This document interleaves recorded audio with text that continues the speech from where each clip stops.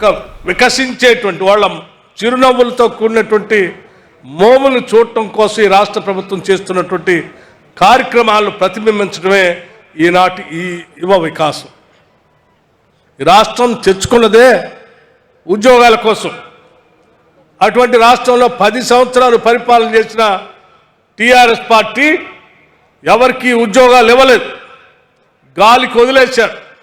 అలా గాలికి వదిలేసిన నిరుద్యోగ యువతి యువకులందరూ కూడా నడుం బిగించి మా అందరికీ ఉద్యోగాలు రావాలి అంటే కాంగ్రెస్ ప్రభుత్వం ఇందిరమ్మ రాజ్యం వస్తేనే మాకు ఉద్యోగాలు వస్తాయనేటువంటి ఆశతో తిరిగి కాంగ్రెస్ పార్టీని ఆశీర్వదించి పెద్ద ఎత్తున మీరంతా గెలిపించి పంపించారు. ఆనాడు పంపించిన నాటి నుంచి ఈనాటి వరకు మేము లెక్కలేస్తే 56,000 మంది నిరుద్యోగ యువతి యువకులకి ఈ కేవలం 10-11 నెలల్లో ఇన్ని వేల ఉద్యోగాలు నియామక పత్రాలతో సహా ఇచ్చినటువంటి చరిత్ర నిజంగా చాలా సంతోషించదగినటువంటి చరిత్ర. 56,000 ఉద్యోగాలంటే ఆషామాషి కాదు. ఈ 56,000 ఉద్యోగాలతో పాటు ఇంకా పబ్లిక్ సర్వీస్ కమిషన్లో కొన్ని పరీక్షలు క్యాలెండర్ ద్వారా నడుస్తూనే ఉన్నాయి. అవన్నీ కూడా ప్రతి సంవత్సరం క్యాలెండర్ ప్రకారం నడుచుకుంటూ వస్తూనే ఉంటాయి. వాటితో పాటు యువత అందరికి కూడా ఒక టెక్నికల్గా సౌండ్గా ఉండాలనేటువంటి ఆలోచనతో స్కిల్ యూనివర్సిటీ పెట్టారు. అడ్వాన్స్ టెక్నాలజీ సెంటర్స్ పెట్టి 65 అడ్వాన్స్ టెక్నాలజీ సెంటర్స్ పెట్టి రాష్ట్ర వ్యాప్తంగా యువతకు తర్ఫీదు ఇస్తూ ఉన్నాం. మీరందరికీ ఉద్యోగ అవకాశాలు రావాలనేటువంటి ఆలోచనతోనే. అట్లాగే సింగరేణి కార్మికులందరికీ కూడా గతంలో ఎప్పుడూ లేనట్టుగా ఈ సింగరేణి కార్మికులకి ప్రమాదవశాత్తు ఏమైనా జరిగితే ₹1 కోటి ఇన్సూరెన్స్ చేసినటువంటి చరిత్ర కేవలం కాంగ్రెస్ ప్రభుత్వం ఈ రాష్ట్ర ముఖ్యమంత్రి రేవంత్ రెడ్డి గారి నాయకత్వంలో నడుస్తున్న ఇందిరమ్మ రాజ్యం మాత్రమే ధైర్యంగా తీసుకోగలిగింది, చేయగలిగాం కూడా. ₹1 కోటి ఇన్సూరెన్స్ బహుశా దేశ చరిత్రలో ఎక్కడా లేదు.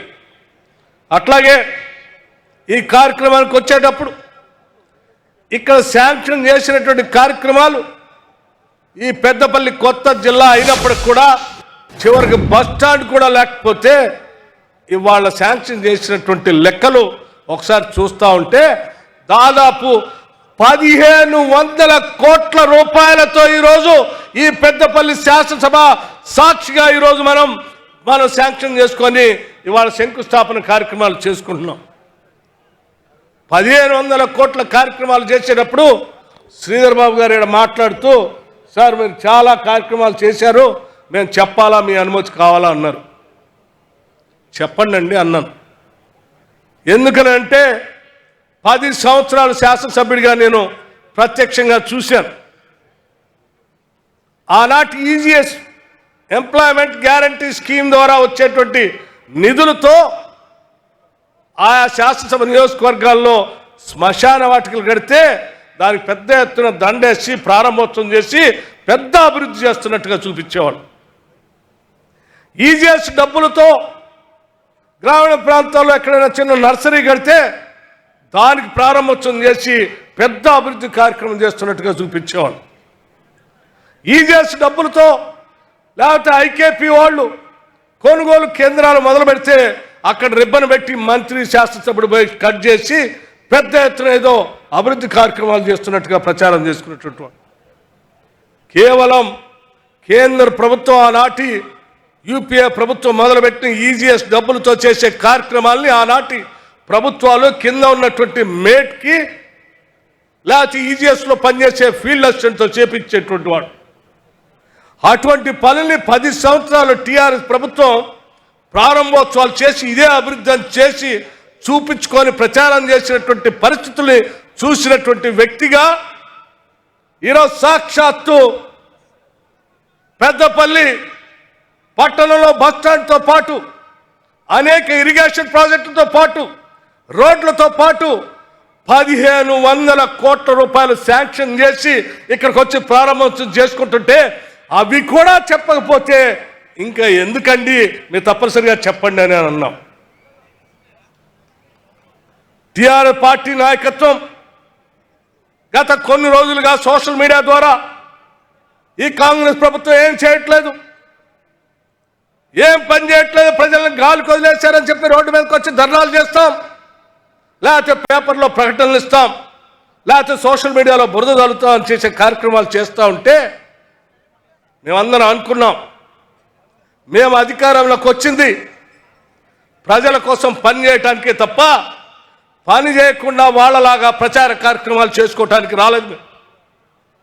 మేము అధికారంలోకి వచ్చిన దగ్గర నుంచి ముఖ్యమంత్రి రేవంత్ రెడ్డి గారితో పాటు ఈ మంత్రి మండలిలో ఉన్న ప్రతి మంత్రి రోజుకి 18 గంటలు పనిచేస్తూ అనేక అభివృద్ధి కార్యక్రమాలు చేసుకుంటూ భవిష్యత్ తరాలకు ఏమేమి కావాలో చేసుకుంటూ పునాదులు వేసుకుంటూ పోతూ వచ్చాం తప్ప ఏ రోజు ప్రచారం చేసుకుందాం అనేటువంటి ఆలోచన చేయలేదు.